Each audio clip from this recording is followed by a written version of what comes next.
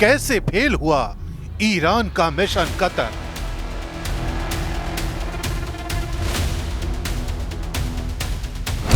कैसे नाकाम हुआ अमेरिकी बेस पर हमला।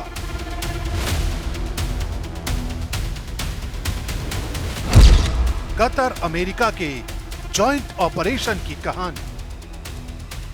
23 जून की सुबह पूरी दुनिया की निगाहें ईरान और इजराइल पर टिकी थी, लेकिन उस सुबह एक सीक्रेट ईरानी ऑपरेशन कतर की राजधानी दोहा की तरफ बढ़ रहा था। ईरान ने 14 से ज्यादा बैलिस्टिक मिसाइलें लॉन्च की। टारगेट था अल उदीद एयरबेस, जहां अमेरिका के 10,000 से ज्यादा सैनिक तैनात रहते हैं। यह हमला अमेरिका द्वारा ईरान के फोर्दो न्यूक्लियर साइट पर किए गए हवाई हमलों के जवाब में था। ईरान का मकसद साफ था, अमेरिका को पश्चिम एशिया से बाहर धकेलना और दबाव बनाना। लेकिन ईरान को अंदाजा नहीं था कि अमेरिका को पहले ही इस हमले की भनक लग चुकी थी। व्हाइट हाउस ने कतर को अलर्ट किया। जैसे ही मिसाइलें हवा में दिखी, कतर और अमेरिका दोनों एक्टिव हो गए। दोहा के ऊपर आसमान में अचानक siren Gunji. Air defence system on हो गया। हम पूरी तरह तैयार थे। हमने उनकी हर एक मिसाइल को ट्रैक किया। इस हमले को लेकर सबसे बड़ा खुलासा यह है कि ईरान ने हमला कतर में बैठकर उस समय किया जब उसके खुद के अधिकारी दोहा में ही शांति वार्ता में शामिल थे। यानी एक हाथ से बात और दूसरे से हमला। यही थी ईरान की रणनीति। ईरान को लगा था कि वो अमेरिका को चौंका देगा, लेकिन असल में अमेरिका पहले से तैयार बैठा था। इजराइल अमेरिका की इंटेलिजेंस यूनिट ने हमले से पहले ही लॉन्च लोकेशन ट्रैक कर ली थी। यही नहीं, अल उदीद एयरबेस पर पैट्रियट मिसाइल सिस्टम, नासैम्स और रेपियर जैसे एडवांस एयर डिफेंस एक्टिवेट कर दिए गए। जैसे ही ईरानी मिसाइलें उड़ान भरती हैं, कतर के एयर स्पेस में हड़कंप मचता है। कतर के 300 सैनिकों को तुरंत तैनात कर दिया गया।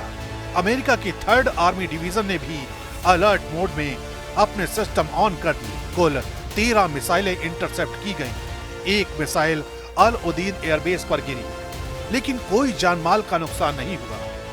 कतर ने हमले के तुरंत बाद अपने एयर स्पेस को बंद कर दिया। फ्लाइट कैंसिल हुई। दोहा का स्काईलाइन मिसाइलों और इंटरसेप्टर की रोशनी से जगमगा उठा।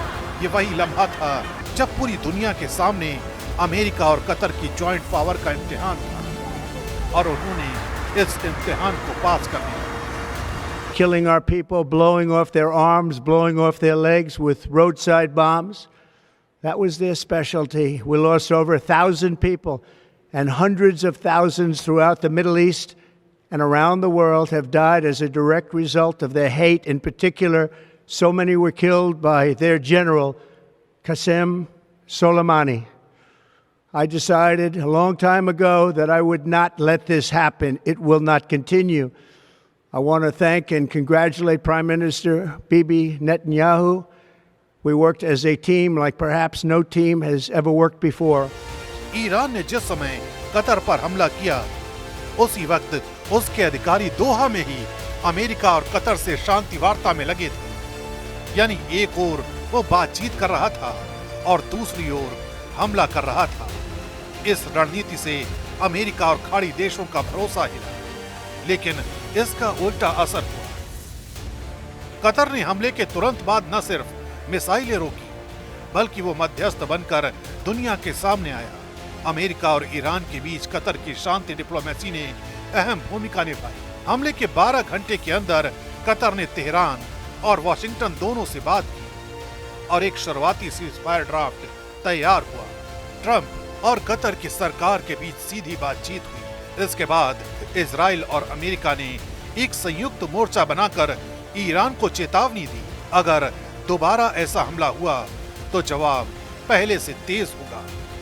यानी ये सिर्फ 12 दिन का युद्ध नहीं था, ये रणनीति, इंटेलिजेंस और डिप्लोमेसी का इम्तिहान था।